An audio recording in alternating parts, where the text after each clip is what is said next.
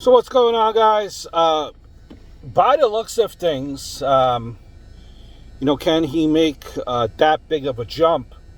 You would have thought that comparing last year to this year, and that's Curt Schilling, the jump that he needed to make to get into the Hall of Fame, he would have made it. Can he make that big of a jump next year? To be questioned. Actually, Curt Schilling had requested that his name be taken off the ballot, actually, and that it would be voted on by the Veterans Committee at a later point.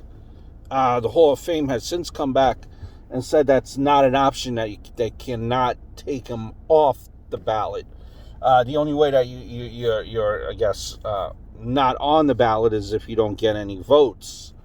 Like, for example, like this year, Shane Victorino, Met killer, Philly Red Sox, didn't get no votes, so he's off the ballot. There is a little bit, and I don't know how you guys feel. There is, I think, a little bit of a gray line between the criteria to what goes into being, I guess, into the Hall of Fame.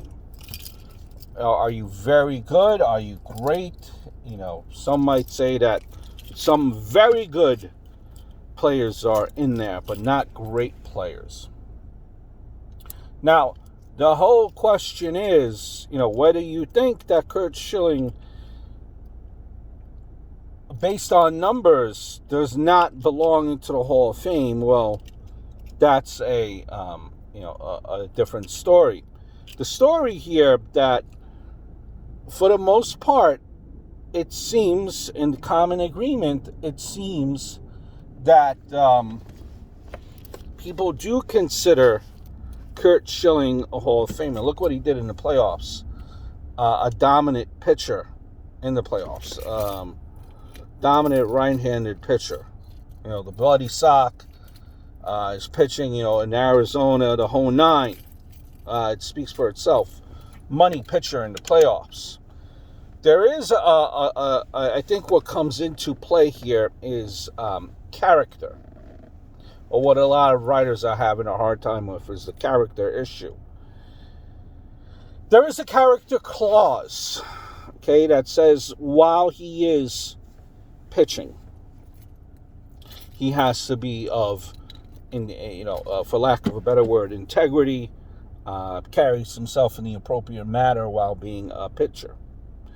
So the issue with Curt Schilling here is he's had some, it's not even really, you can't even say, and I'm not defending him in any way here, and it's not even political, it's not even like right or left, liberal, conservative, it's not even politics related, I don't think. It's just certain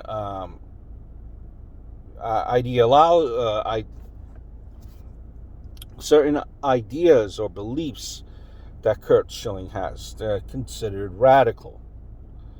Now, here's the thing, though. As radical as they can seem, first of all, he did not commit murder.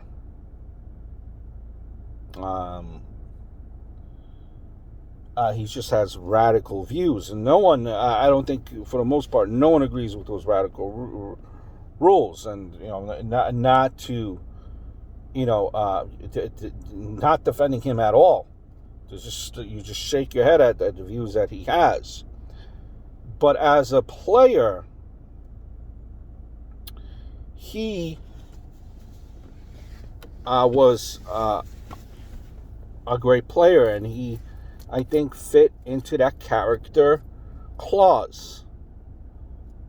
Okay, now look, you have some players that are in there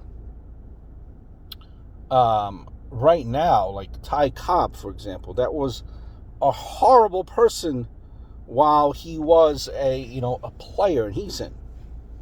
Now you say to yourself, okay, listen, that is at a different time, different age. The media, social media is present. Everything that you do is recorded. I get that too, but again, if we look at it, the clause. Now, if this guy had murdered someone, I tell you, of course, there's no way he could be into the Hall of Fame. That's just something that you have to overlook.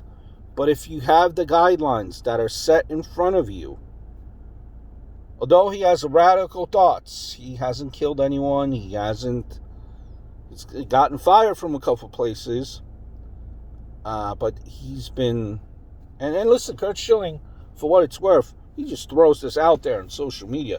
It's not like someone has outed him or anything of that nature. So he is radical, yes, and no one's making excuses for him in his behavior. As far as the actual outright clauses to be into the Hall of Fame, he checks all the boxes. Now, if you think his numbers aren't up to par, that's a different conversation. But if the only snag flu here of him not getting into the Hall of Fame is character, then I don't think we're interpreting the rules the right way here. I hope all is well.